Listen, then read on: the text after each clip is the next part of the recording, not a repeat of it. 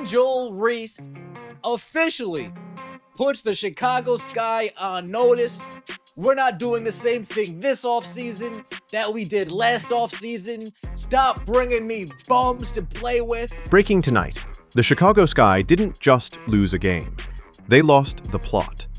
A franchise centerpiece lit the fuse in a newspaper interview, teammates bristled, a closed-door meeting was called, and then a technical foul threshold triggered a suspension right before a marquee matchup. Fans are asking the same question.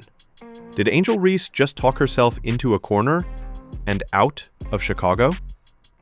Let's slow this down and rewind the tape. It looked like it's happening. Angel Reese is asking out of Chicago already. The quote landed like a buzzer beater to the gut. Angel Reese saying, in essence, we can't run this back. Not subtle, not diplomatic, not we're growing, we're building. It was a demand. Better players, great players, top-tier talent, or else. For a struggling team, that kind of honesty can sound brave. For a locker room that's already absorbing losses, it can sound like a grenade rolled under the door. Stop bringing me these players. I want the best of the best. I want the upper echelon. Here's why people reacted. When you're the face of a franchise, every word becomes policy. Speech becomes strategy. And if your message sounds like, replace my teammates, you don't motivate, you alienate. Reports said veterans and younger players alike heard it. A meeting had to be organized so people could address it face to face. That's not momentum. That's damage control. Let's see what Angel Reese had to say. I'm not settling for the same shit we did this year. Oh boy. Reese told the Tribune, we have to get good players. We have to get great players. That's a non-negotiable for me. I'm willing and wanting to play with the best. And however I can help to get the best here, that's what I'm going to do this offseason. So it's going to be very, very important this offseason to make sure we attract the best of the best, because we can't settle for what we have this year. Overhaul this roster. Now, did Angel intend to torch the room? Probably not. Star players push front offices, quietly, publicly, whatever it takes. But there's a difference between we need to improve and what we have isn't good enough and won't be. One invites buy-in. The other invites backlash. Angel Reese is fed up. She's tired of the losing.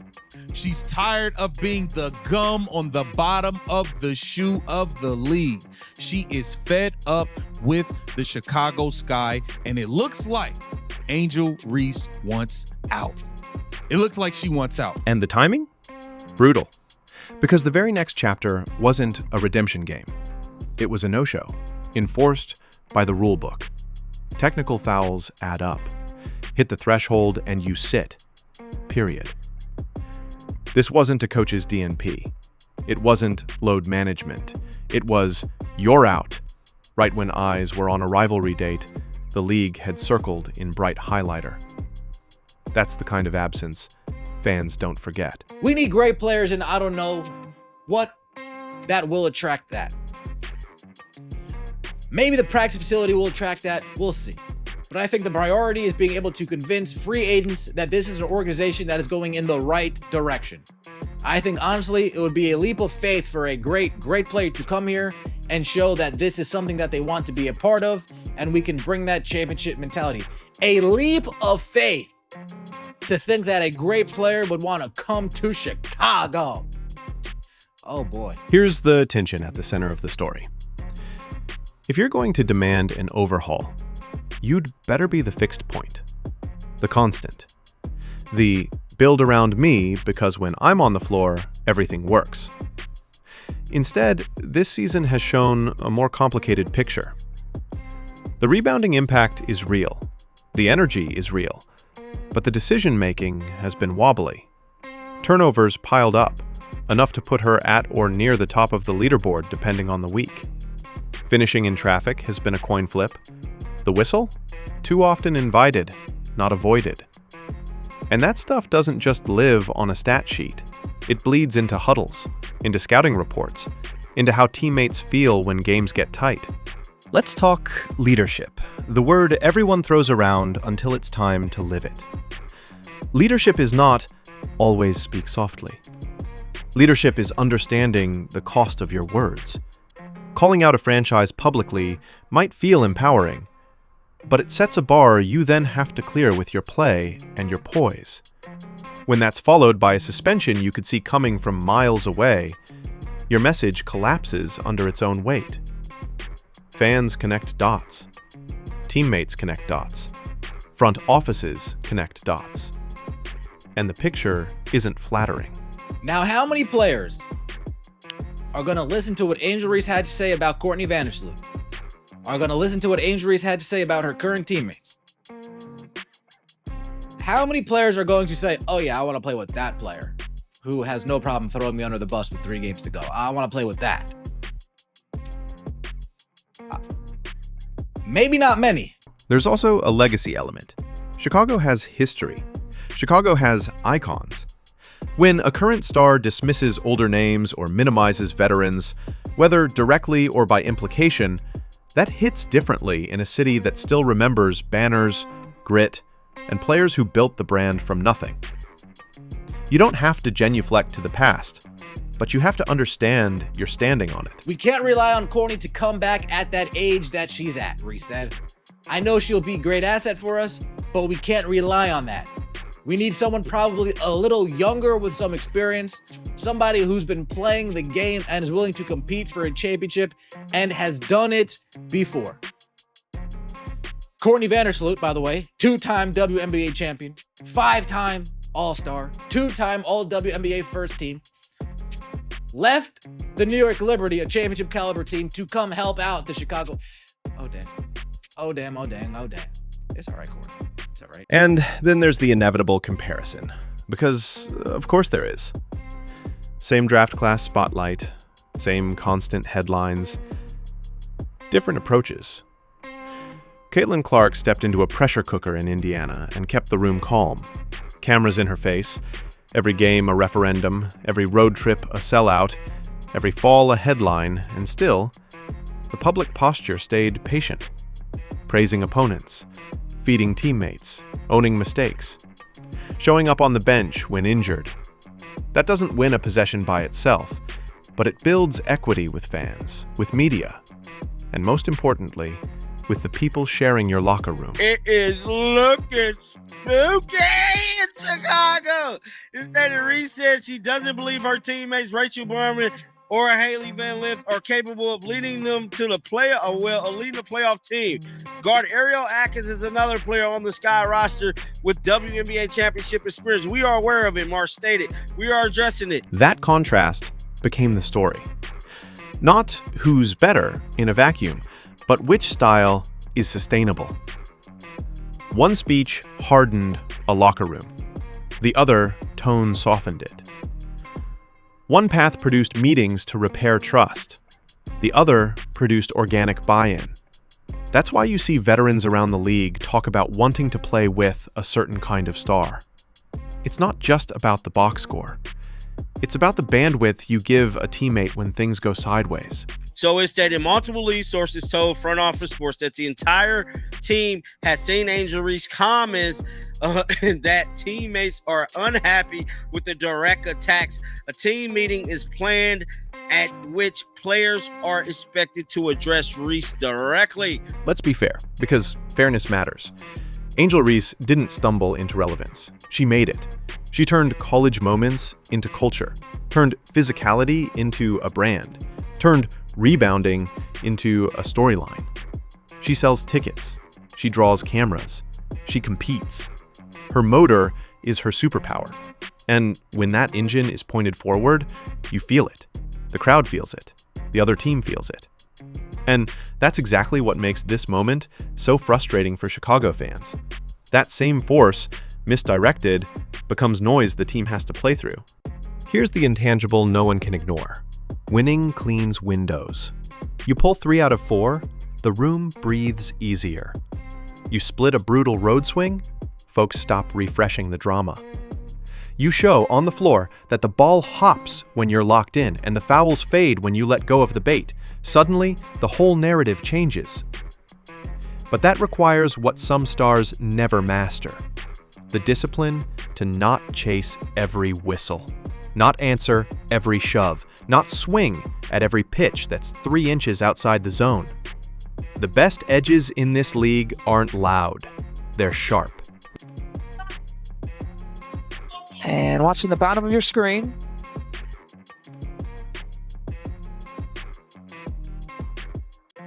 The contact by Reese. You can see Angel's right hand got Aaliyah Edwards on the head. And if they do, Lisa, I'm okay with that too, because I think you have to officiate these teams very tightly. So it'll be a technical foul on Angel. There's also a front office piece we can't pretend isn't real. Chicago has already spent political capital to build around this core. You don't get those assets back, which means the decision now isn't purely about talent. It's about sunk cost versus future identity. If you double down, you're not just betting on skill growth, you're betting on personality growth. If you pivot, you're telling your fans you value culture enough to eat short-term pain. Either way, you're defining who you are. Angel Reese, oh damn, has been assessed with 8 technical fouls, and she will be suspended for Friday game unless it is rescinded. And I'm telling you right now, look, he said it best, her attitude. That mug ain't getting rescinded. Angel Reese has struck out again. And what about the fans? They're not blind. They see the attendance spikes elsewhere. They hear the national chatter. They want their turn. Chicago is a big market team in a league that's exploding. The window to win hearts is right now. Which is why patience is both essential and expensive. You can't ask a city to wait forever, but you also can't microwave chemistry. You have to actually cook it. If you're the Sky, protect the huddle. Build a veterans council. Set a hard standard on techs and late-game discipline that applies to everyone, no exceptions. Put a development plan on paper. Floater packages, short roll reads, automatic kick-out triggers. So the conversation moves from vague, we need stars, to concrete, here's how we become one another's cheat codes. Then, communicate. Internally first, publicly second. Fans forgive messes faster than they forgive mixed messages. And yes, if you're on the other side of the aisle, you look at Indiana and see the template. Not perfect basketball, not drama-free months, but a steady drumbeat of team first that keeps the story about hoops. Clark's game elevates shooters because her passing forces rotations. Post players eat because defenses have to pick poison. Role players look like starters because the floor makes sense. That's not myth. That's synergy. It's what Chicago thought it was buying when it invested in a culture reset. It's still possible. It just can't be demanded into existence from a podium. Yeah, I mean, I'm proud of this group. I think we've shown all season long, like, they're resilient, they're connected, they pull for each other, they enjoy one another, they celebrate one another, and, that stuff alone is good for 10 to 12 points a game. And, for this group, the way that they share the ball, how unselfish they are. I mean, I'm really proud of them. It's not been ideal circumstances all season long, but they've shown the character of who they are. They've been resilient. They've responded to adversity, and they continue to elevate one another. And, I couldn't be more proud of this group than I am at this moment. So, is Angel Reese no Caitlin Clark? Wrong question. The better question is Angel Reese the best version of Angel Reese yet? Because if she becomes that, more control, more poise, same motor, the Sky don't have to copy anyone. They can be a different kind of scary. If she doesn't, the league will keep handing her the villain edit, and Chicago will keep feeling like a team playing uphill in sand. Final whistle for tonight. Words set fires, but habits put them out. Chicago has a choice to make. Angel has a choice to make. Fans have a choice to make. Do you lean into the chaos, or do you build a culture that can actually carry the weight of a big city, big brand, big expectations? The next month will tell us everything. Your turn. Did the interview cross the line, or was it the hard truth a front office needed to hear? Is a reset possible, or are we already past it? Drop your take below, hit like if you want more no-fluff breakdowns, and subscribe so you don't miss what happens next. Because this story isn't over. It's just getting loud.